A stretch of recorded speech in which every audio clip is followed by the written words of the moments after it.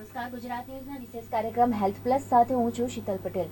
દર્શક મિત્રો, જેવું કે આપ સૌ જાણો છો કે હેલ્થ પ્લસના માધ્યમથી અમે આપ સુધી શરીરમાં થતા રોગો, તેના નિદાન અને સારવાર વિશેની માહિતી નિષ્ણાત ડોક્ટરો પાસેથી આપ સુધી પહોંચાડતા હોઈએ છીએ। ત્યારે આપ સૌ જાણો છો કે હાલમાં જે રીતે સમય બદલાઈ રહ્યો છે તેને લઈને રોજિંદુ જે કામકાજ છે તેને લઈને શરીરમાં ઘણા બધા આંતરિક ફેરફારો થતા હોય છે અને આપણે જોઈ રહ્યા છીએ કે પહેલાના સમયમાં જે 50 વર્ષથી મોટી ઉંમરમાં શરીરમાં જે તકલીફો થતી હતી તે હાલમાં યુવાવસ્થાઓમાં પણ જોવા મળે છે। નાની ઉંમરમાં શરીરમાં ઘણા બધા રોગો દાખલ થઈ જતા હોય છે અને તેને કારણે ઘણી બધી સમસ્યાઓ સર્જાતી હોય છે। શરીર એક નાજુક અંગ છે, પરંતુ જો તેના પર ધ્યાન ન આપવામાં આવે તો મણકા અને કરોડરજ્જુની પણ સમસ્યા ઘણા બધા લોકોને થતી હોય છે। આજની તારીખમાં આપણે જોતા હોઈએ છીએ કે ઘણા બધા લોકોને જે છે તે કાયમી કમરનો દુખાવો હોય છે, કરોડરજ્જુની ઘણી બધી સમસ્યાઓ હોય છે, અથવા તો ગાદી ખસી જવી, મણકાની તકલીફ, આ બધી તમામ પ્રકારની જે તકલીફો હોતી હોય છે અને તેને કારણે ઘણી બધી સમસ્યાનો તે લોકોએ વારો આવતો હોય છે વેઠવાનો। પરંતુ જો તેને સમયસર તેનું નિદાન કરવામાં આવે, સમયસર તેની સારવાર કરવામાં આવે તો ઘણી બધી સમસ્યાઓથી અને સર્જરીથી પણ આપણે બચી શકતા હોઈએ છીએ। તો શું થતી હોય છે પ્રોબ્લેમ કરોડરજ્જુની, એટલે કઈ કઈ રીતે તેની સારવાર કરવામાં આવે છે, હાલમાં જે રીતે ટેકનોલોજી વિકાસ પામી રહી છે અને કઈ કઈ ટેકનોલોજીથી સર્જરી શક્ય બની છે, આ તમામ વિષય પર આજે આપણને તમામ માહિતી આપવા માટે હાલ આપણી સાથે અહીં સ્ટુડિયોમાં ઉપસ્થિત છે senior spine surgeon doctor Saurabh Mukherjee, જેઓ હાલ સેલ્બી હોસ્પિટલમાં કાર્યરત છે, જેઓએ MS ઓર્થોપેડિક મુંબઈથી કર્યું છે અને બોસ્ટન યુએસથી તેઓએ ફેલોશિપ સ્પાઇન સર્જરી કરી છે। છેલ્લા 10 વર્ષમાં તેઓએ 5000થી પણ વધુ સ્પાઇન સર્જરી કરી ચૂક્યા છે, જેમાં મિનિમલ ઇન્વેસિવ લેઝર સર્જરી પણ સામેલ છે। સ્વાગત છે સર આપનું અમારા કાર્યક્રમમાં। नमस्कार। तो સૌથી પહેલા तो सर अपनी पासेથી એ જ જાણવા માંગીશું કે स्पाइन से जुड़ी हुई कौन कौन सी तकलीफें हैं जो लोगों को हो सकती है। देखिए, स्पाइन से आमतौर पर 2-3 चीज़ें सबसे कॉमन है। एक तो ये है कि आपकी जो स्पाइन की डिस्क है, यानी गादी है, जो मणके के बीच में गादी रहती है, वो ख़राब हो जाती है एज के साथ। उसकी वजह से बैक पेन, नसों का दबना और ये सब प्रॉब्लम्स होता है। दूसरा एक प्रॉब्लम भी होता है जो है कि मणके की जो स्नायु है वो भी वीक हो जाती है और मणके की हड्डियां वीक हो जाती है एज के साथ। कैल्शियम कम होने की वजह से बोन्स खराब हो जाते हैं। ये मेन प्रॉब्लम है। जी बिल्कुल। तो कब पेशेंट को पता चलता है कि उनको ये सारी प्रॉब्लम्स हो रही है? देखिए, आमतौर पर गर्दन या कमर का जो दर्द है ये कॉमन प्रॉब्लम्स है, बैक पे सबको होता है, वो एक चीज़ है।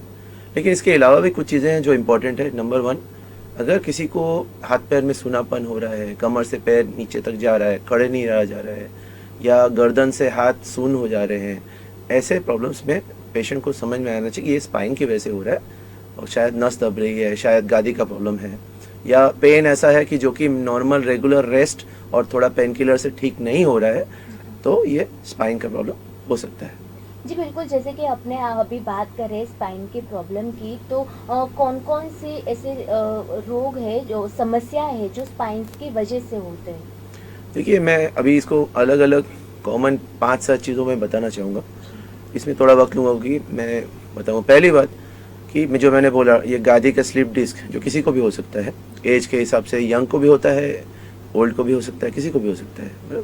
दूसरा प्रॉब्लम है बोन्स का, जो ओल्ड लोगों को ही ज़्यादा होता है, बोन्स का। तीसरा प्रॉब्लम होता है स्पाइन में इन्फेक्शन हो सकते हैं। ट्यूबरक्लोसिस, अच्छे घरों में भी ट्यूबरक्लोसिस होता है। फेफड़े के बाद, लंग्स के बाद सेकेंड मोस्ट कॉमन साइट है, one of the most common site है स्पाइन। तो स्पाइन में टीबी और दूसरे इन्फेक्शन हो सकते हैं।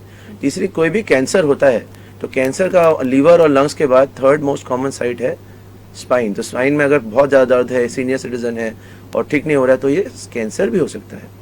तो और कुछ कभी कभी ऐसा भी होता है, कुछ जो हम लोग संधिवात बोलते हैं, रिमेटॉइड आर्थराइटिस, एंकलोजिंग स्पॉन्डिलाइटिस, ये तरह की जो संधिवात के प्रॉब्लम्स है, ये भी कभी कभी स्पाइन या करोड़रज्जु को अफेक्ट करते हैं।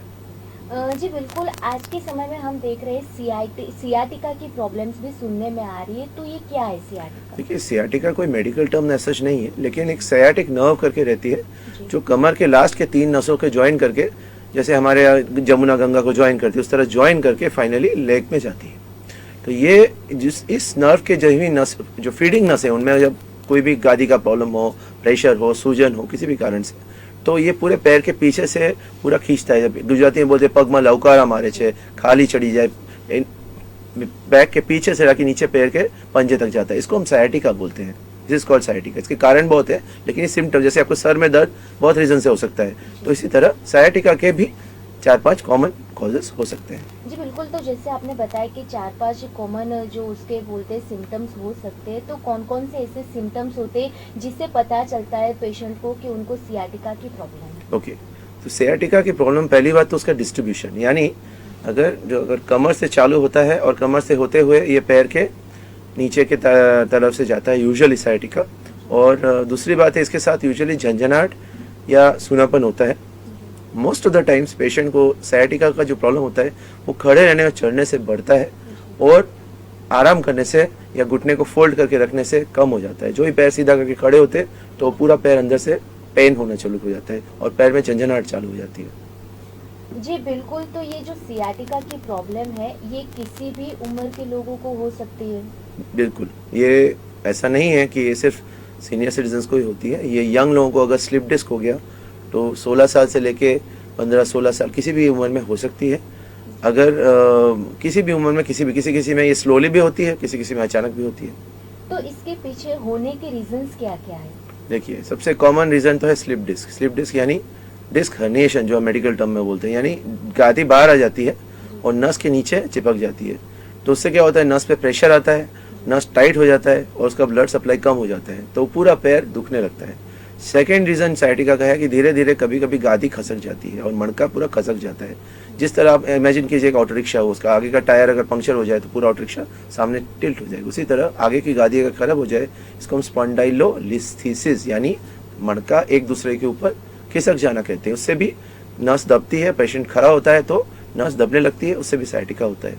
तीसरा कॉमन कारण है, अगर इन्फेक्शन या ट्यूमर हो तो उससे भी साइटिक नर्व दबता है और उसके वजह से पूरा पैर दुखने लगता है, सुन्न होने लगता है, भारी होने, साइटिका सिम्टम आते हैं। जी बिल्कुल, ये तो बात रही सिम्टम की और साइटिका की, लेकिन अपने जब अभी स्पाइन के बारे में, सारी समस्याओं के बारे में बात करें, तो स्पाइन से जुड़ी अगर कोई भी समस्या है पेशेंट को, तो किस तरीके से उसका इन्वेस्टिगेशन किया जाता है?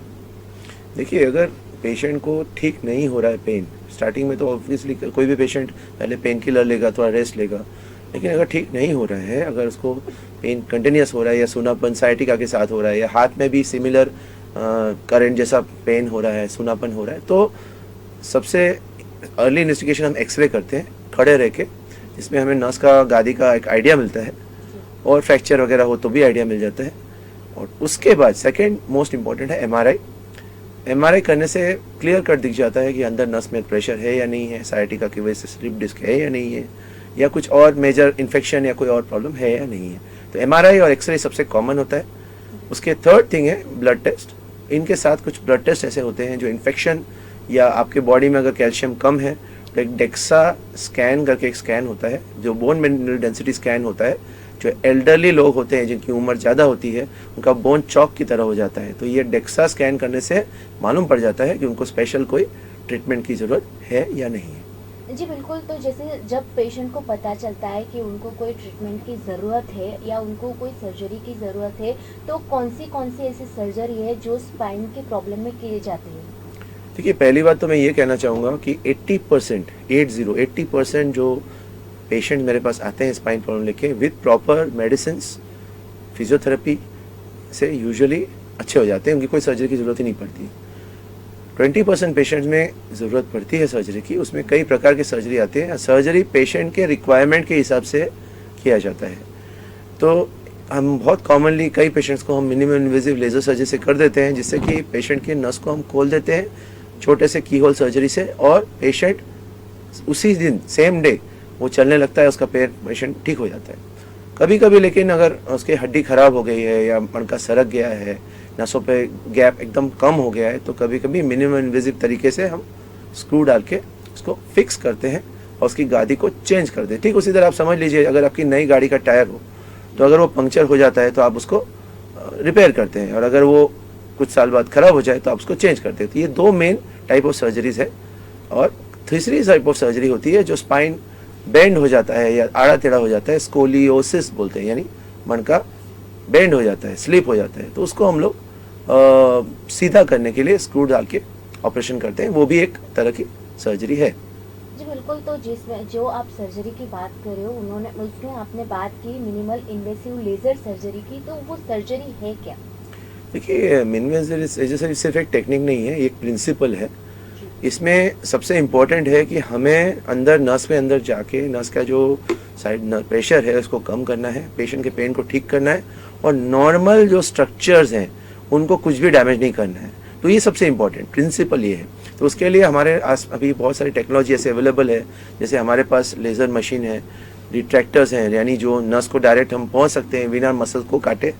तो इससे हम छोटे सा होल बना के हम साइड से या फ्रंट बीच में से हम जाके नस को हम फ्री कर देते हैं, और गादी को अगर स्लिप डिस्क है तो उसको हम फ्री कर देते हैं नस को। उससे पेशेंट को 2-3 घंटे के अंदर पेशेंट का पेन कम हो जाता है। तो ये मिनिमल इन्वेसिव सर्जरी टेक्निक बहुत सारे हैं, इसकी इंस्ट्रूमेंट्स लेटेस्ट बहुत सारे हम यूज़ करते हैं, लेकिन इसका मेन प्रिंसिपल ये है कि मिनिमल इन्वेसिव मतलब मिनिमम डैमेज किए हुए हम लोग स्पाइन के अंदर जाके बिना चीर फाड़ किए, बिना मसल कट किए, बिना बोन को डैमेज किए हम लोग अंदर जाके नसों का ऑपरेशन करके पेशेंट को जल्दी रिकवरी देते हैं। इसको मिनिमल इन्वेसिव लेजर सर्जरी कहते हैं। જી બિલકુલ, જેવી રીતે ડોક્ટરે જણાવ્યું કે મિનિમલ ઇન્વેસિવ સર્જરી શું હોય છે. જ્યારે પણ કોઈ પણ પેશન્ટની સર્જરીની વાત કરવામાં આવે તો તેઓ ગભરાઈ જતા હોય છે. ઘણી વખત સર્જરી નથી કરાવવાનું મન બનાવી લેતા હોય છે અને તેને કારણે શરીરમાં પણ ઘણી બધી તકલીફો ઊભી થતી હોય છે. ત્યારે डॉक्टर साहब आपसे ये पूछना चाहेंगे, ये सारी जो सर्जरी है वो कितनी सेफ होती है? क्योंकि बहुत लोग ऐसे होते हैं जो सर्जरी के नाम से ही डर जाते हैं. देखिए, ये डरना स्वाभाविक है क्योंकि पहले ये सब अवेलेबल नहीं था। खासकर अगर minimal invasive laser surgery, spine surgery की बात करूँ, ये काफ़ी नया फिनोमेनन है। ये इंडिया में लास्ट 10-15 साल से ही है, इसके पहले नहीं था। और यूएस में मैं था तो वहाँ पे ये चीज़ काफ़ी फ्रीक्वेंटली यूज़ होती थी। तभी इंडिया में भी हम लोग यही कर रहे हैं काफ़ी ज़्यादा। तो इससे सेफ्टी बहुत ज़्यादा बढ़ जाती है क्योंकि हम नॉर्मल स्ट्रक्चर्स को हम डैमेज नहीं कर रहे हैं। जो भी स्पाइन सर्जरी में पेन होता था या डर लगता था कि पेशेंट को खड़े रहने में बेड रेस्ट लगेगा या पेशेंट को सक्सेस नहीं होगा, ये बेसिकली नॉर्मल स्ट्रक्चर्स को जो डैमेज होता था उससे होता था।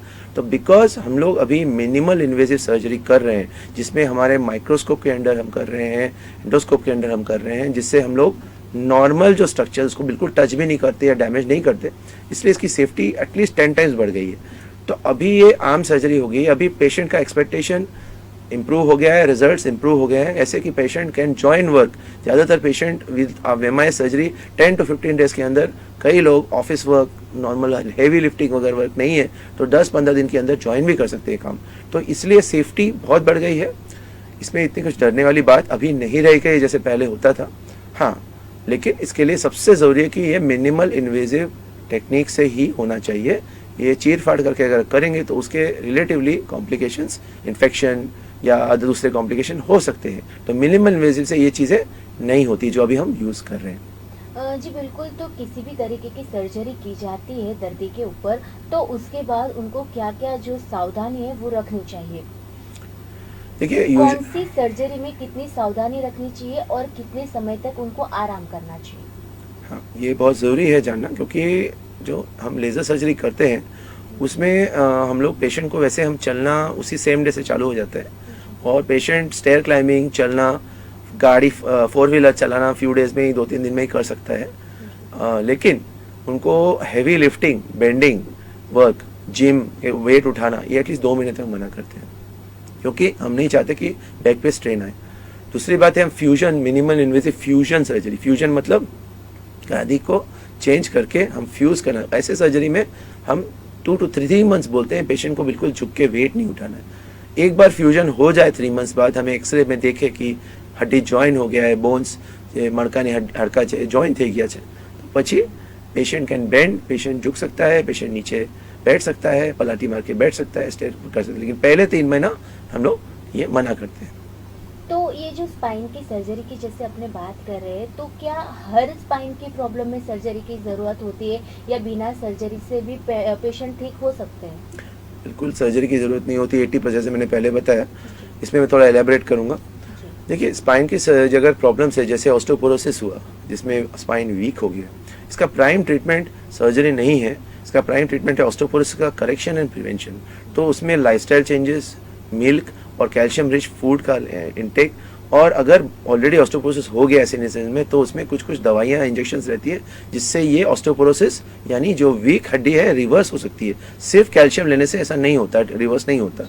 दूसरी बात है, अगर स्पाइन का इन्फेक्शन है तो ज़्यादातर केस में हम लोग स्पाइन की इन्फेक्शन को ट्रीट करते हैं मेडिसिन से। अगर गादी का प्रॉब्लम है, बैक पेन है, तो ज़्यादातर केस में मेडिसिन और फिजियोथेरेपी से इसका इलाज हो जाता है। 80% पेशेंट में स्पाइन सर्जरी की ज़रूरत नहीं लगती। प्लस लास्टली हेल्दी लाइफस्टाइल भी बहुत ज़रूरी है।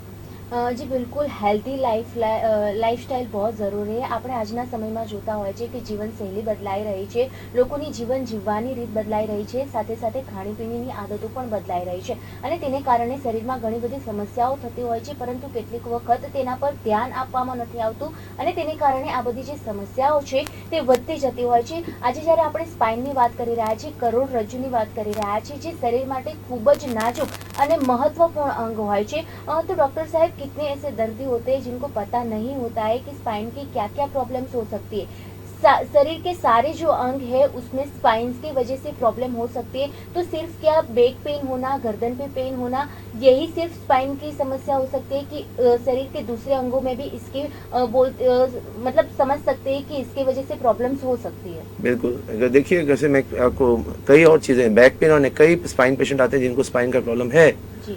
और उनको बैक पेन भी नहीं है और नेक पेन भी नहीं है।